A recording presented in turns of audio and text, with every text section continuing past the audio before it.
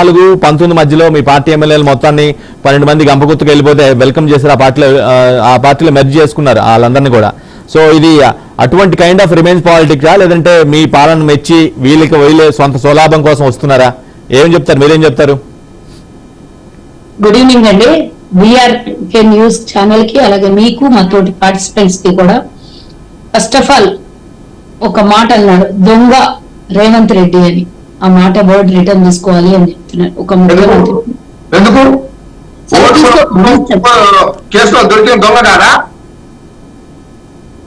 నేను మాట్లాడేటప్పుడు మీరు డిస్టర్బ్ చేయకండి. మీరు అన్ని మీరు తీసుకోకండి, మీరు అలాగే భద్రంగా పెట్టుకోండి. మాకు ఇంకా 196 తిట్లు తిట్టడానికి అవకాశం ఇచ్చారు కాబట్టి భద్రంగా పెట్టుకోండి. నేను ఒక మాట చెప్తున్నా, చాలా బాధపడుతున్న సోదరుడికి. అఫ్ కోర్స్ నిజంగానే మీలాంటి వాళ్ళు ఉన్నారు, చాలా మంది పార్టీలో కష్టపడ్డ వాళ్ళు ఉన్నారు, దానికి ఎలాంటి సందేహం లేదు. ఏ పార్టీ అయినా సరే, రాజకీయ పార్టీ ఫస్ట్ నుంచి కష్టపడ్డ వాళ్ళకి అవకాశాలు ఇవ్వాలని కోరుకున్న లోపల కార్యకర్త తప్పే లేదు. ప్రతి పార్టీలో ఉంటారు, మీ పార్టీలో ఉన్నారు, మేము ఉన్నాం, అందరం ఉంటాం. వీళ్ళు పోయే వాళ్ళు వస్తూ ఉంటారు, పోతూ ఉంటారు. అదొక వేవు. అది సందర్భాన్ని బట్టి, అవకాశాన్ని బట్టి, అధికారాన్ని బట్టి. సుజాత గారు మ్యూట్ లో ఉన్నట్టు చెక్ చేసుకుని ఒకసారి. మ్యూట్ లో పడినట్టుగా ఉంది మీ ఫోన్. సుజాత గారు అవసరాన్ని బట్టి వచ్చే వాళ్ళకన్నెక్క ఈ రోజు మీ పార్టీలో పోతూ ఉన్నటువంటి వాళ్ళని చూస్తే మీకు ఎంత బాధ వేస్తుందో. 2014లో 19-18 ఎన్నికలైన తర్వాత 19లో కాంగ్రెస్ పార్టీ నుంచి పూర్తి స్థాయిలో మేము 19 మంది, టీడీపీ 2, 21 మంది మేము గెలిస్తే మొత్తం పూర్తి స్థాయిలో తీసేసుకొని కేవలం 5 మంది ఎమ్మెల్యేలనే ఉంచినటువంటి దుర్వినియోగం చేసి, అధికార దుర్వినియోగం చేసి ఎల్పీని విలీనం చేసుకున్నామని అనౌన్స్ చేసింది. అసలు అప్పుడు మీకేం అవసరం ఉండే? 88 మంది పూర్తిగా మెజార్టీతో మీకు ప్రజలు అంటగడితే ఆ తెలంగాణ అన్నప్పుడు మీరు ఎందుకు అప్పుడు పక్క పార్టీలో నుంచి తీసుకోవాల్సినటువంటి అవసరం ఉన్నది. ఇందాక యాంకర్ గారు అడిగిన దానికి నేను ఒక మాట సమాధానం చెప్తున్నా. మీరు అన్నారు, వాళ్ళు రావడం మీకు సంతృప్తిగా ఉందా, లేకపోతే పార్టీ ఫిరాయింపులు అనేది ఈ రోజు పార్టీ చేస్తున్నటువంటి, ఈ రోజు ప్రభుత్వం చేస్తున్నటువంటి మంచి పనులు చూసేసి వాళ్ళు ఆకర్షితులు అవుతున్నారా అనంటే కాదు. దీన్ని ఒప్పుకోవడానికి వీల్లేదు. నేనైనా ఇంకెవరైనా ముందు కూర్చున్నటువంటి బీఆర్ఎస్ సోదరుడైనా ఎవరు కూడా ఒప్పుకునేది లేదు. దీనికి ఒక కారణం ఉన్నది. కాంగ్రెస్ పార్టీ పూర్తి స్థాయిలో ప్రజల పక్షాన, ప్రజల పార్టీగా ప్రజాపాలన కొనసాగిస్తుంది. అది ఎవరన్నా కాదన్నా 100% నిజము. ముమ్మాటికి అది ఎవరు ఒప్పుకున్నా ఒప్పుకోకపోయినా నిజం. ఎందుకంటే 65 మంది ఉన్నా మేము ఇలాంటి పరిపాలన చేస్తాం, 100 మంది ఉన్నా ఇలాంటి పరిపాలన చేస్తాం. ఎవరు వచ్చినా రాకపోయినా మా పరిపాలన మాకు మ్యాండేట్ ఇచ్చిండ్రు ప్రజలు. మేము పూర్తి స్థాయిలో ప్రజలకు సేవలు అందించాలి, అది మా బాధ్యత. ఎవరో వచ్చినందుకు మేము పనిచేయము, మా బాధ్యత మేము పనిచేస్తాం. కానీ నేను ఒక విషయం చెప్పదలుచుకున్నా, మా కాంగ్రెస్ కి లోటు లేదు. మాకు ఫుల్ మ్యాండేట్ ఇచ్చి గెలిపించిండ్రు ప్రజలు. కానీ ఇప్పుడు పార్టీలోకి వస్తున్న వాళ్ళని మేము ఆహ్వానించి గేట్లు తెరవడానికి ముఖ్యమైన కారణం బీఆర్ఎస్, బీజేపీ మాతో పొత్తుందని చెప్పిన సోదరుడికి, అంతర్గత పొత్తు, లోపాయికార పొత్తు ఉందన్నట్టున్న సోదరుడికి కనీసం మొన్న జరిగినటువంటి పార్లమెంట్ ఎన్నికలు మీకు గుర్తు రాకపోతే నేనేం చేయలేదు. మాకు వాళ్ళకు పొత్తు ఎక్కడన్నా కుదురుతుందా? ఎక్కడన్నా సంధి కుదురుతుందా? బీజేపీ కాంగ్రెస్ అనేది 2 సరళ రేఖలు. ఎక్కడ కూడా పొరపాటున కలవవు. కలిస్తే క్రాష్ అయితే తప్పించి కలిసే ప్రసక్తే ఉండదు. రైల్వే ట్రాక్ ఎలానన్నా కలుస్తుందా? అది కూడా కాంగ్రెస్ బీజేపీ సేమ్ అలాగే కలవదు. బీఆర్ఎస్ ఎవరితోనన్నా పోవచ్చు, కానీ కాంగ్రెస్ బీజేపీతో పోవడానికి 100% అబద్ధం మాటలు. ఒకటి నేను అడుగుతున్నా, ఈ రోజు తెలంగాణలో మేము ప్రజాపాలన చేస్తుంటే మమ్మల్ని డిస్టర్బ్ చేయడానికి 8 సీట్లు ఉన్న బీజేపీ మీ ప్రభుత్వానికి నిలబడట్లేదు. 8 సీట్లు ఉన్న బీజేపీ మీ ప్రభుత్వాన్ని కూల్చేస్తా అంటది. 39 సీట్లలో 4 పోయినా 35 ఉన్న బీఆర్ఎస్ మీ ప్రభుత్వాన్ని 6 నెలల్లో పడగొడతాం, కూల్చేస్తామనే మాటకి ఈ రోజు కాంగ్రెస్ గేట్లు తెరవాల్సి వచ్చింది.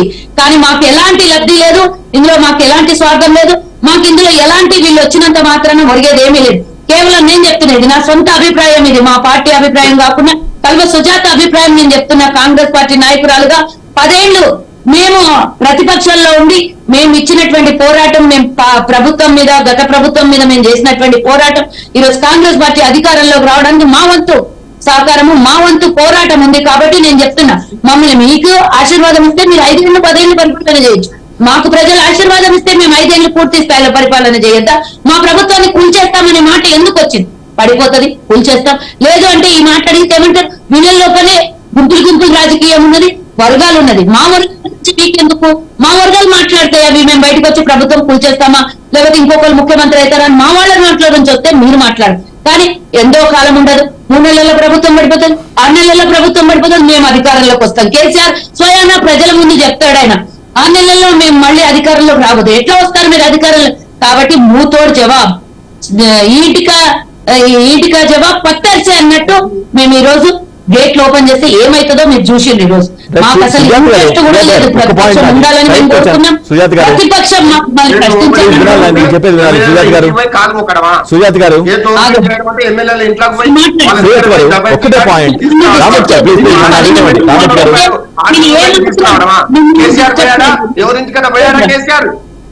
ఆగు సోదరా డిస్టర్బ్ చేయలేదు నేను మిమ్మల్ని.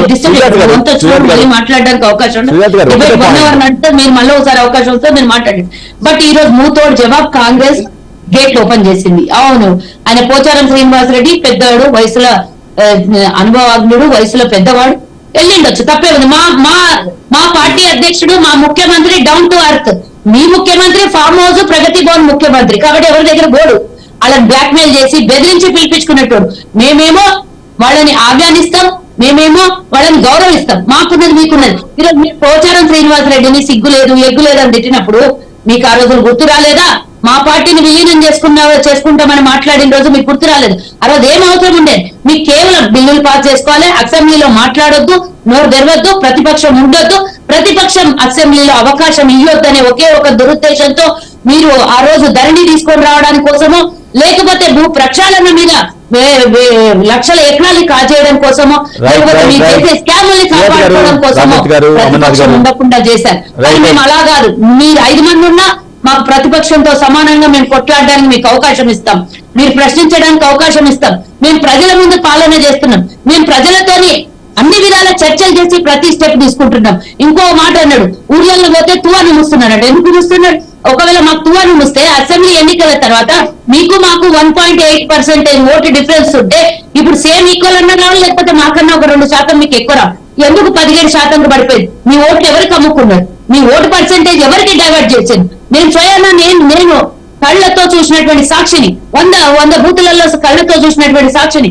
బీఆర్ఎస్ వాళ్ళు బూతుల దగ్గర నిలబడి బీజేపీకి ఓటేయండి అని అంగట్లో మనం బయట పోతుంటే, కారులో పోతుంటే పాపం సరుకులు అమ్ముకుంటుంటారు పాపం పేదలు, ఆ విధంగా బూతులలో పడేది. మీరు ఇట్లా అన్నా మేము నిజానికి చెప్తున్నటువంటి సాక్ష్యం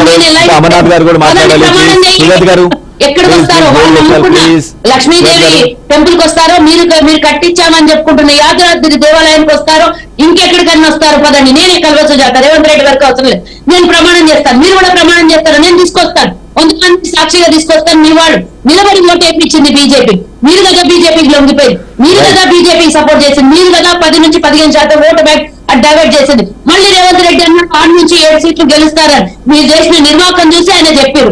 6 నుంచి 7 సీట్లు బీజేపీ గెలుస్తుంది, బీఆర్ఎస్ గుడుసున్నా వస్తుంది, మీరు ఆల్రెడీ అమ్ముడు పోయిండ్రు అని చెప్పి రేవంత్ రెడ్డి గారు ప్రస్తావన తీసుకొని వచ్చారు. అవును, మీరు రాష్ట్రంలో లేరు, ఈ రోజు కేంద్రంలో ఏం అరగబెడతారయ్యి? మీరు ఇందాక అన్నారు ఒక మాట, రైల్వే కోచ్ ఫ్యాక్టరీ గురించి కొట్లాడతారంట, గిరిజన యూనివర్సిటీ గురించి కొట్లాడతారంట, 7 మండలాల గురించి కొట్లాడతారంట, లేకపోతే ఇంకో దాని గురించి కొట్లాడతారంట. దేనికోసం కొట్లాడితే 10 ఏళ్ళు వెనుక పడిపోయినాం? దేనికోసం మీరు కొట్లాడితే కేంద్రం నుంచి నిధులు తీసుకురాగలిగింది? మీరు నాకు ఒక్క సమాధానం చెప్పండి. ఇంతవరకు 10 ఏళ్ళు అవకాశం ఇస్తే 7 మండలాల గురించి